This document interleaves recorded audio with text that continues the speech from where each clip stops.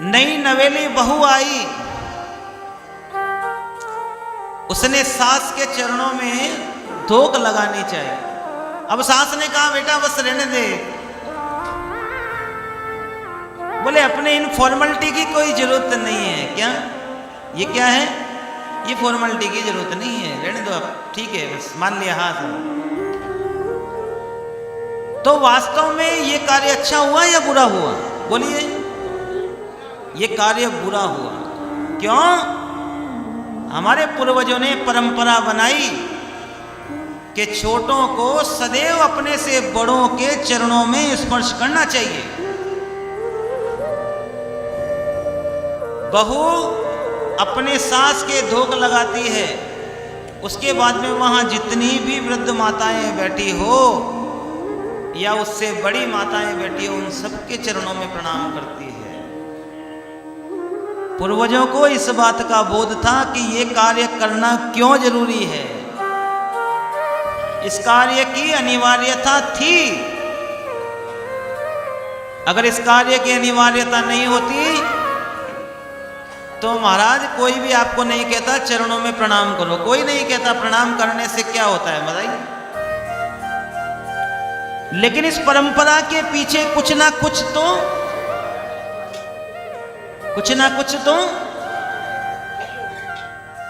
कारण था। और वो कारण क्या था उसे भी सुनो।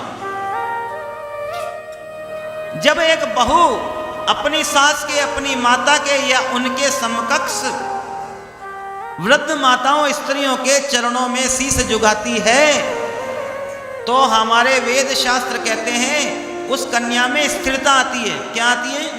स्थिरता आती है।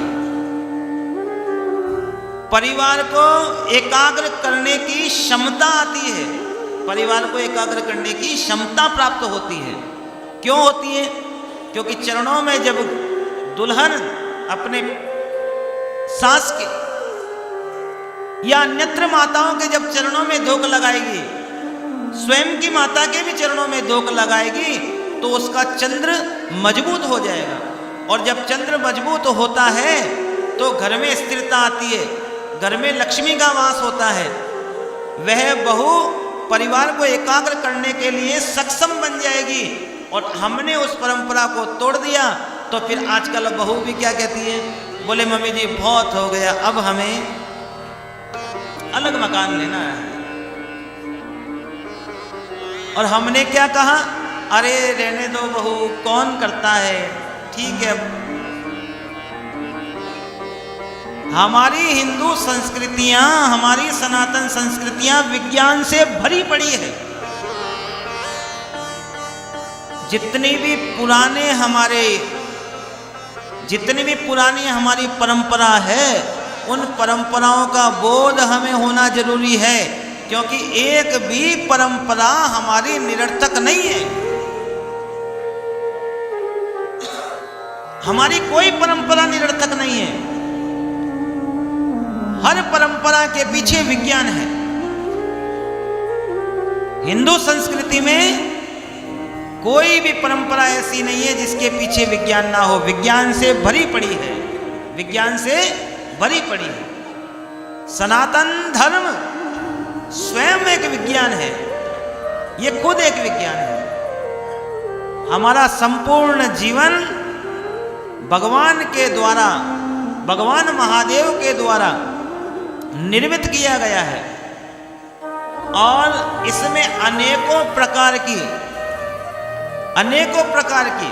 व्यवस्थाएं भगवान ने बनाकर हमें भेजा है। लेकिन हम उन सब व्यवस्थाओं को इधर उधर घुमाते चले जा रहे हैं। हम क्या करते हैं? अरे भैया कुछ नहीं होता, बस ठीक है जो है जो। नहीं, पूर्वजों के द्वारा निर्मित की गई उन सभी व्यवस्थाओं पर विशेष रूप से ध्यान दें। जो हमारे वेदों में, शास्त्रों में जो नियम बनाए गए हैं उन पर विशेष ध्यान दें। जो नियम कठिन हो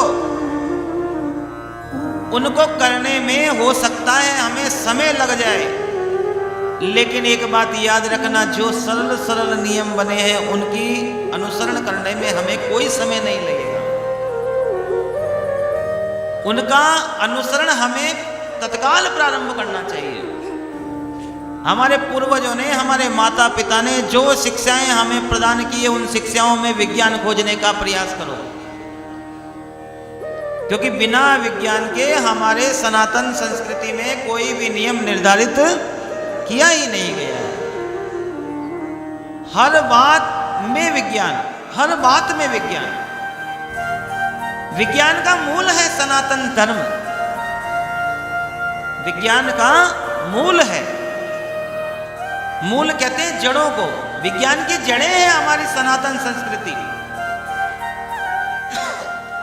दुनिया शोध करती है हमारी संस्कृति पर, दुनिया शोध करती है, विचार करती है। वो इस निष्कर्ष पर पहुंचने का प्रयास करते हैं कि पूर्वजों ने ये व्यवस्था बनाई तो क्यों बनाई। भगवान शिव को जल चढ़ाया जाता है तो क्यों चढ़ाया जाता है, ये विज्ञान है।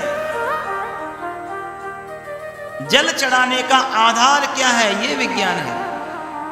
भगवान शिव को हरी हरी दोब चढ़ाई जाए, भगवान शिव को बेलपत्र चढ़ाया जाए, भगवान शिव को भांग चढ़ाई जाए, भगवान शिव को धतूरा चढ़ाया जाए, या भगवान शिव को अन्यत्र कोई भी वस्तु हम समर्पित करते हैं, चढ़ाते हैं, तो उसका विज्ञान समझने का प्रयास कीजिए, उसका विज्ञान समझने का प्रयास कीजिए। हम केवल अपनी सुविधा के अनुसार भगवान के यहाँ जाएं और वहाँ जाने के बाद में भी अगर हम कुछ भी करके नहीं आए तो फिर क्या होगा? बोलो जरा राधे राधे, जरा जम के बोलो, और जरा एक बार। भगवान के मंदिर में जाएं, भगवान का पूजन करें ना करें या जैसे तैसे भी करें,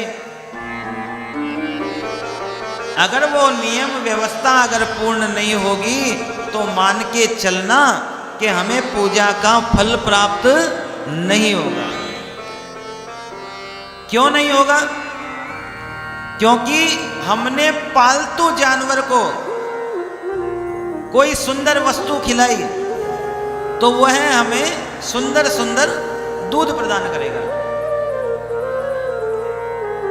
अगर हमारे घर के बाहर कोई जीव जंतु है, उसको रोटी दी तो वो हमारे घर की रखवाली करेगा। लेकिन अभी कभी अगर नागराज आपके घर पे आ जाए तो उसको क्या दोगे? बोलो जरा, आ रही है मैया, आवाज आ रही है? अगर नागराज घर पे आ जाए तो फिर तो नागराज को पीटने के लिए गजराज को बुलाओगे, हैं? ए चिंटू के पापा, अरे देखो घर में कौन घुस गया हमारा, हंगामा मच जाएगा, हल्ला हो जाएगा। क्यों? क्योंकि सर्पराज हमारे घर में, हमारे घर के द्वार पर, हमारे घर के आसपास में आने के लिए अनुकूल नहीं है, प्रतिकूल है। गौ माता घर के द्वार पर आए, भेड़ बकरी आए, कोई बात नहीं, कुत्ता भी आए, कोई बात नहीं, लेकिन जब जहरीला जंतु हमारे घर के सामने आ जाए महाराज तो हंगामा मच जाता है। उसी प्रकार से हम अपने घर की परंपराओं को त्याग करके, हम अपने घर की, हमारे पूर्वजों की, हमारे पितरों के द्वारा, पूर्वजों के द्वारा, शास्त्रों के द्वारा, ऋषियों मुनियों के द्वारा, ग्रंथों में जो परंपराएं लिखी गई है, उन परंपराओं को त्याग कर जब हम विषैली परंपराओं को अपनाते हैं, वह परंपरा हमारे लिए घातक हो जाती है।